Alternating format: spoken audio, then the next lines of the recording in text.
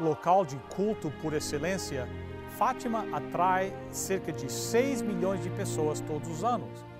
Muitos vêm para conhecer, outros para agradecer e milhares para suplicar.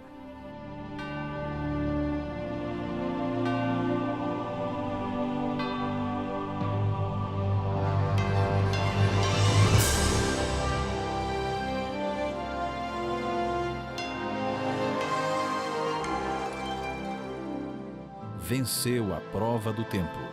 O livro de Deus, a Bíblia, ainda relevante neste mundo complexo. Está escrito Canadá, partilhando mensagens de esperança ao redor do mundo.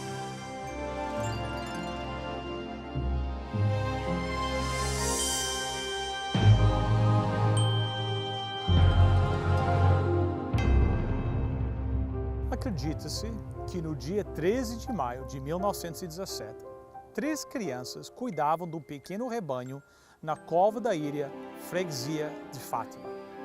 As crianças chamavam-se de Lúcia de Jesus, de 10 anos, e seus primos Francisco Marto, de 9, e Jacinta Marta, de 7 anos. Por volta do meio-dia, eles viram uma luz brilhante que julgaram ser um relâmpago. Mais adiante viram um clarão e em cima de uma pequena azinheira, eles viram uma senhora mais brilhante que o sol. A senhora disse aos 3 pastorinhos que era necessário rezar muito e os convidou a voltarem ao mesmo local durante mais 5 meses consecutivos no dia 13 e àquela hora. Acredita-se que na última aparição, em 13 de outubro de 1917, 70 mil pessoas estavam presentes e puderam contemplar o milagre. A senhora também teria solicitado que ali se construísse uma capela em sua honra. Com o decorrer dos anos, um grande complexo foi se desenvolvendo. Hoje ele é conhecido como o Santuário de Fátima. Desde 1917, Fátima se tornou o destino de peregrinações de fé. Centenas de pessoas diariamente buscam uma bênção, uma libertação, uma cura. Porque a fé produz a esperança e a esperança alimenta a fé para que ela continue crescendo e acreditando. Porém, quando a fé não é correspondida, o que fazer? Quando nós deparamos com o amargo sabor da decepção, como fica a nossa fé e a nossa esperança? Para responder a estas e outras perguntas, nós preparamos uma série de programas especiais chamado Contagem Decrescente para a Vida. Estes programas foram gravados aqui, na cidade de Lisboa, nesta bela igreja, a Igreja Adventista Central de Lisboa. E é para lá que nós vamos para assistir à primeira parte do programa Espectador ou Interveniente. Venha comigo. Quero dar saudações àqueles que estão aqui conosco em Lisboa e àqueles que estão assistindo através da internet. Para o benefício daqueles que não me conhecem, os meus pais são portugueses. Meus pais são naturais da Nazaré. Conhecem a Nazaré? Então, uma maravilha, Nazaré, não é? Meus pais são naturais da Nazaré. Meu pai imigrou para o Canadá em 58. A minha mãe foi em 59. Se casaram lá. Eu nasci lá, o meu irmão nasceu lá. E em casa nós costumávamos falar inglês, embora os meus pais são portugueses. Bem, os meus pais falavam em português conosco e nós respondíamos sempre em inglês, né? E assim foi até que eu morei uns anos no Brasil, fui aprender a falar português lá, esse português meio brasileirado, né? E foi lá que eu aprendi a falar. E alguns meses atrás recebi o convite de estar aqui para Lisboa para tomar parte nessa iniciativa e eu quero dizer que é um privilégio muito grande para mim. Eu sei que Deus tem uma mensagem muito importante para todos nós e eu espero que vocês possam nos acompanhar noite após noite, que eu sei que Deus vai operar algo importante em sua vida. Nós, nesta noite, vamos começar com o nosso primeiro tópico. É um estudo bíblico. Eu tenho por costume, antes de abrir a Bíblia e começar a estudar a Bíblia, orar, pedir que Deus envie o seu Espírito Santo, que nós possamos realmente entender a mensagem que Ele tem para nós. Então, quero convidar vocês aqui em Lisboa e aqueles que estão assistindo através da internet, através do país, nos Açores, na Madeira, para orarem juntos comigo agora nesta hora. Nosso Deus e nosso Pai, nós te agradecemos o privilégio que temos de vir a este local, vários auditórios através do país, e contemplar a tua bondade através do estudo da tua palavra. Querido Pai, envia o teu Santo Espírito para que nós possamos entender a mensagem que o Senhor tem para nós hoje e que o teu Santo Espírito nos dê o poder de colocar esta mensagem de maneira prática em nossa vida. Essa é a minha oração nesta noite, querido Deus, em nome e por amor de Jesus. Amém. A vida, às vezes, não vai da maneira que nós planejamos. Eu li esta história no jornal. A história de um rapaz que se apaixonou por uma moça e ele escreveu 700 cartas para ela. Em cada uma das 700 cartas, ele pediu que ela casasse com ele. 700 cartas, todas com o mesmo pedido. E finalmente, um dia, os resultados chegaram das 700 cartas. Ela casou com o carteiro que entregou as 700 cartas. Bem, não era esse o plano dele. A vida nem sempre ocorre da maneira que nós tínhamos planejado. As coisas, às vezes, nós queríamos que as coisas se alinhassem de certa forma, mas não acontece. Nós todos temos sonhos, nós sonhamos com algumas coisas, oramos por coisas, aqueles que são crentes, mas aquilo que nós desejávamos não veio, não chegou. E nós somos afetados com isso. Nós sentimos uma certa tristeza, uma certa ansiedade, que aquilo que nós tanto esperávamos, tanto desejávamos, não veio. Quem sabe, alguém que está me ouvindo nesta noite, no trabalho, estava esperando ser promovido, uma posição mais importante, mais dinheiro, mais responsabilidade. Mas quando chegou a hora de escolher por essa posição, outra pessoa foi escolhida. Quem sabe você é um aluno e tinha sonhado em tirar uma boa nota de uma prova, mas o resultado não foi isso que você esperava. Quem sabe você está aqui nesta noite e tinha em sua vida o sonho de um casamento feliz. E você está percebendo que o seu casamento não é exatamente isso que você tinha sonhado, aquilo que você tinha orado. Quem sabe você está com uma doença ou conhece alguém com uma doença e tem orado que Deus operasse um milagre na vida daquela pessoa, que curasse aquela pessoa. Mas a vida continua, a doença continua. É verdade. Essa é a nossa vida. As orações não sempre são respondidas da maneira que nós desejamos. E essa realidade dura traz problemas para nós em nossas vidas. Eu creio que a maior responsabilidade do ministério pastoral é tentar desenvolver no coração das pessoas a fé. Todos nós vivemos na base da fé. Eu entrei num avião na quarta-feira, rumo a Frankfurt, depois aqui para Lisboa, e eu entrei com fé que o piloto tem a licença e sabe como levar aquele avião de maneira segura. Eu tenho fé que os engenheiros que construíram aquele avião construíram de maneira certa, que aqueles que trabalharam em montar aquelas asas, fizeram tudo certo. Nós vivemos na base da fé. Mas a grande dificuldade no mundo é que muitas pessoas colocam a sua fé na coisa errada. Então, o ministério pastoral, eu como um pastor e vários pastores, eu creio que uma das responsabilidades nossas como pastores é tentar criar que a pessoa bote fé aonde a fé deve ser colocada, a fé em Deus. Eu sei que alguns estão me assistindo, estão dizendo, lá vai ele falando com Deus, você é um crente, você é um cristão, você acredita em Deus. Eu sei, eu boto a minha fé em Deus. Eu tenho fé completa em Deus. Eu tenho muitas evidências através da minha vida que Deus responde, que Deus cuida, que Deus me ama. Mas quem sabe você não passou por essas experiências? Quem sabe você veio aqui nesta noite e tem colocado a sua fé em seu emprego, seu dinheiro, a sua sabedoria, o seu conhecimento pessoal. E quem sabe você está realizando agora que isso não é o suficiente.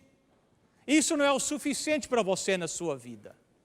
A Bíblia contém muitas promessas e uma delas, interessante, se encontra em Josué, capítulo 1, verso 8, diz o seguinte, veja o que a Bíblia diz. Fale sempre sobre o que está escrito no livro da lei. Estude este livro dia e noite. Esforce-se para viver de acordo com tudo o que nele está escrito. Se assim o fizer, fará o quê? Está muito fraquinho. É o seguinte, vamos fazer um negócio. Quando as palavras estão em amarelo ali no ecrã, é para vocês lerem comigo, tá bom? Tá bom? Esse lado aqui está mais animado. Aquele lado ali atrás não está muito animado, não. Você que está assistindo pela internet, nós queremos a mesma coisa. Se está em amarelo, o que é que você lê comigo? Se assim o fizer, fará o quê?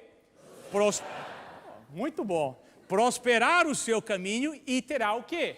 Sucesso. Muito obrigado. Essa é uma promessa bíblica. A Bíblia diz o seguinte, se você permanecer dentro do círculo da obediência a Deus, você vai passar pela experiência do seu amor de Deus e vai prosperar, vai ter sucesso. Agora, deixa eu definir algo aqui. Todos nós queremos sucesso, todos nós queremos prosperar. Ter o desejo de prosperar, ter sucesso, não é errado. O problema ocorre muitas vezes da maneira que nós definimos o sucesso e aonde nós vamos para buscar o sucesso.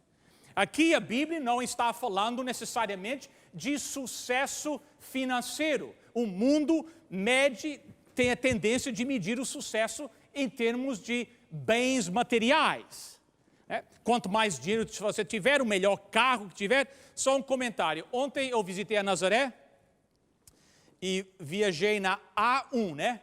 Porque eu fui primeiro a Fátima, depois fui a Batalha, depois fui na Nazaré e fui pela A1. Uma estrada muito boa que vocês têm aqui em Portugal. E voltei pela A8. Só uma coisa, vocês aqui correm muito, andam muito, com muita velocidade nas estradas. Então aqui vem o meu apelo nacional para diminuir um pouquinho a velocidade das estradas, que andam muito depressa. Então o mundo tem a tendência de avaliar o sucesso, dizendo, olha o carro que eu tenho, o tipo de carro que eu tenho, olha a minha casa, bens materiais. Mas não é isso que a Bíblia está falando. O que a Bíblia está falando é que dentro da obediência, do ciclo de obediência a Deus, você pode passar a ser próspero e ter sucesso espiritual, uma paz na sua vida, sabendo que Deus está em controle. E deixa eu ser sincero, não existe preço nenhum que pode pagar isso. A tranquilidade em saber que Deus está em controle, conseguir enfrentar todos os dias, estar contente com a vida que Deus te entregou, não há preço que pague isso. E a Bíblia diz que essa possibilidade pode ser atingida por qualquer pessoa que decide seguir a Deus. Então a pergunta é o seguinte, como é que nós vamos gerar no coração de uma pessoa a fé em Deus? Como é que nós devemos trabalhar com uma pessoa, você que está me ouvindo hoje, está pensando, como é que eu vou de ter fé em coisas materiais, coisas do mundo, e como é que eu faço essa transferência de fé nessas coisas, a fé em Deus? É isso que nós queremos falar esta noite. Eu quero mostrar a vocês um exemplo, uma história, tem sido uma bênção para mim, que se encontra num livro bíblico do Velho Testamento, um livro pequeno, que não muitas pessoas mencionam esse livro, não falam muito desse livro, mas é o livro de Abacuque. Conhece o livro de Abacuque? E lá, eu creio que tem um exemplo muito prático para nós, que nos ajuda a entender como é que nós devemos nos comportar, qual é o processo para um ser humano desenvolver a fé em Deus. Porque esse é o ponto de partida, né? Nós, nestas próximas 7 noites, vamos falar sobre a Bíblia, as promessas de Deus e o desejo de Deus para os seus filhos, nós aqui na terra. Mas se você não tem fé em Deus, então as promessas bíblicas não têm valor nenhum. Então o primeiro passo que nós temos que tomar é colocar a nossa fé em Deus. E como é que isso acontece? Bem, deixa eu dar um pouquinho de background. Como é que é background em português? Um pouquinho de história, né? De detalhes históricos. Abacuque é um profeta. E Abacuque, como profeta, está olhando para o povo. É o povo de Deus. Mas esse povo viram as costas em Deus. Eles estão rejeitando os princípios que Deus tinha estabelecido para aquela nação. E ele, como profeta, ele está preocupado com isso. E a grande preocupação dele é que ele tem apresentado diante de Deus esta situação do povo, o povo que o rejeitou, o povo que tem virado as costas a Deus. Ele tem apresentado esse pedido diante de Deus através de oração e aparentemente Deus não tem feito nada. Deus não está agindo. Deus não está mandando um reavivamento. Deus não está encaminhando outro profeta para trabalhar com eles. Aparentemente Deus não está fazendo nada. E Abacuque não consegue entender isso. Então, começando logo no segundo versículo, primeiro capítulo, ele apresenta esta oração a Deus. Lá nós vemos o seguinte: ó Senhor Deus, até quando clamarei a pedir ajuda e tu não me atenderás? Até quando gritarei violência e tu não salvarás? Por que me fazes ver tanta maldade? Por que toleras a injustiça? Estou cercado pela destruição e violência, há contendas e lutas por toda a parte. Por isso, ninguém obedece à lei e a justiça não triunfa. Os maus têm vantagem sobre os bons e a justiça é cumprida. Então Abacuque apresenta este pedido a Deus e Deus diz: Deus, o Senhor tem que fazer alguma coisa. Eu venho clamando, eu venho apresentando esta oração, esse pedido diante de ti, dia e noite. E aparentemente o Senhor não responde. Aparentemente o Senhor não tem interesse em responder ao meu pedido. E eu estou vendo isso dia após dia e eu não entendo, Deus, por que é que o Senhor não está agindo. Ele está suplicando que Deus age de alguma forma, faça alguma coisa para que esse povo possa arrepender e voltar a ti. E o problema dele é que Deus não está fazendo nada. Deus não está mandando um movimento de salvação, Deus não está enviando uma reforma, não está mandando ninguém para julgar. Deus aparentemente está de ouvidos fechados à oração de Abacuque. Você uma vez se encontrou nessa situação?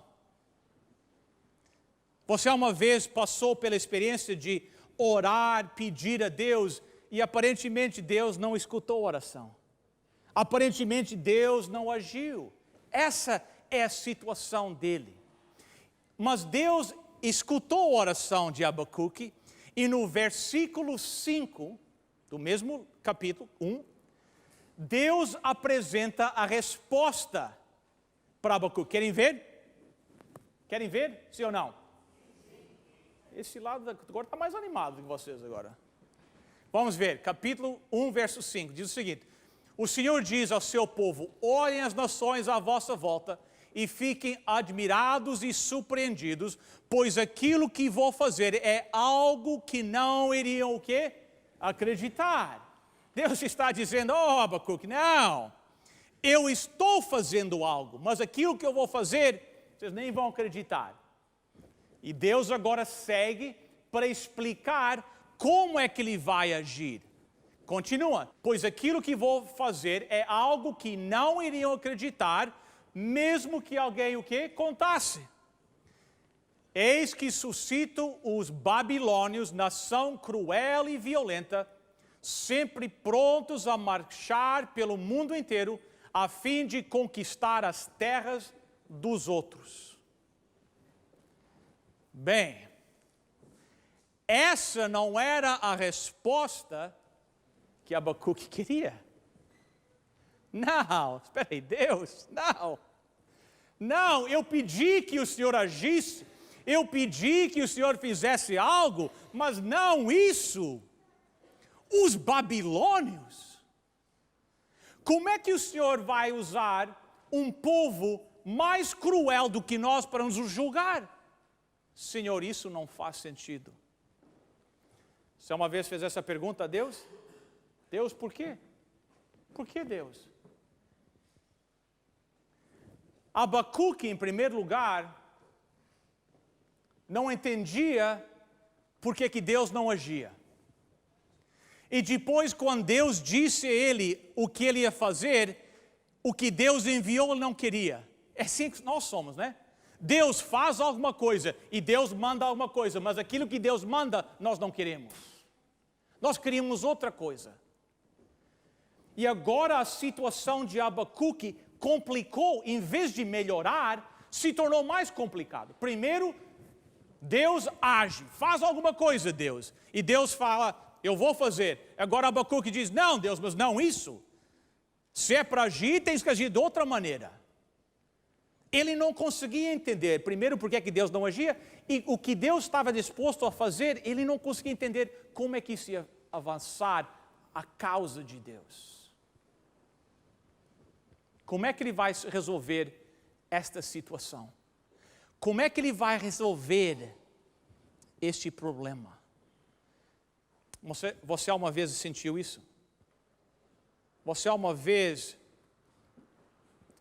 recebeu algo de Deus e não consegue entender por que eu me encontro nessas circunstâncias? Por que Deus? Deus, não faz sentido para mim. Não faz sentido. Para ser sincero, como um pastor, é uma das perguntas mais difíceis que eu recebo. O pessoal gosta de fazer perguntas sobre o livro do Apocalipse, sobre as profecias, sobre a lei de Deus. Essas perguntas até que são mais fáceis de responder. Mas quando eu entro no quarto do hospital e lá enfrento alguém com 40 anos, que está com um tumor canceroso, que não tem remédio, não tem como resolver, e essa pessoa olha para mim e diz, por quê? Por quê? Por que está acontecendo comigo? Eu sou uma pessoa fiel a Deus, eu acredito em Deus, eu oro. Por quê? Para mim, eu não sei se outros pastores passam por essa dificuldade, mas para mim é uma das situações mais difíceis. E exatamente esta situação que Abacuque se encontra. Ele não entende as circunstâncias, ele não entende por que esse problema, ele não entende por que Deus vai agir daquela maneira. Ele pediu que Deus agisse, mas nada faz sentido para ele. Ele não consegue entender as circunstâncias. E aqui vem o segredo para nós, que quando nós enfrentamos estas situações, quando nós nos encontramos em circunstâncias que nós não entendemos, é essencial que nós entendemos o nosso Deus. Quando a circunstância não faz sentido para mim, eu tenho que me apegar àquilo que eu conheço a respeito do caráter de meu Deus. E é exatamente isso que Abacuque vai fazer. No verso 12 do primeiro capítulo, ele começa a pensar assim, quem sabe em voz alta. Vocês usam essa expressão? Vocês estão me entendendo? Porque vocês estão muito quietos aqui. Vocês estão me entendendo? O microfone está ligado? Tá? Está passando pela internet também, né? Ele começa a falar em voz alta. É uns pensamentos. Nós em inglês usamos a expressão musing. He's musing. Começando no verso 12. Não és tu desde aqui? Está em amarelo. Eternidade. A primeira coisa que Abacuque faz, primeira coisa, que é a lição importante para nós, ele reconhece que tentar entender as circunstâncias vai ser impossível. Então ele para de tentar entender o problema e ele se foca naquilo que ele conhece a ser verdade a respeito de Deus. E a primeira coisa que ele fala, ele diz, não, tu, Deus, és da eternidade. O meu Deus, o vosso Deus, é um Deus eterno. Tu sempre exististe, Deus, Abacuque diz. E tu sempre vais existir. Desde a eternidade passada até a eternidade futura, tu sempre exististe. Então, se Deus é eterno, este problema, esta situação, é apenas uma fração de segundos na extensão da eternidade. No próximo programa, apresentaremos a segunda parte da mensagem de hoje. Enquanto isso, visite o nosso website, estaescrito.ca. Lá você poderá assistir novamente o programa de hoje, fazer um pedido de oração e até mesmo fazer a sua doação para o nosso ministério. Bem, daqui do Santuário de Fátima é tudo para hoje.